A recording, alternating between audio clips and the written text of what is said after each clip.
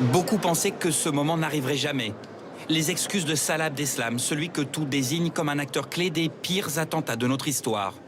Pour son dernier interrogatoire, le franco-belge de 32 ans a donc voulu s'adresser aux victimes.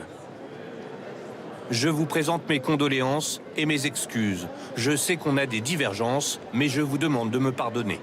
La phrase est accueillie dans un silence glaçant. Bien rares sont ceux qui se réjouissent de ces regrets et remords soudains.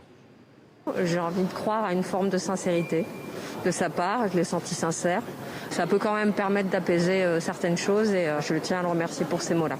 Abdeslam, souvent provocateur et insolent ces derniers mois, se prétend désormais rempli d'humanité et même soucieux du bonheur des rescapés. La bonne parole peut faire du bien. Si j'ai pu ne serait-ce que faire du bien à une seule des victimes, pour moi c'est une victoire. Pour les magistrats du ministère public, Abdeslam est surtout lâche et manipulateur, uniquement soucieux d'alléger la peine de prison qui l'attend. La grande majorité des rescapés évoque un écœurant numéro d'acteur.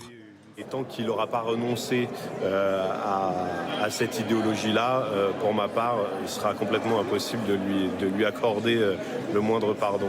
En ce qui me concerne et en ce qui concerne mes clients, on a eu le sentiment que c'était quelque chose d'assez joué. On ne le croit pas.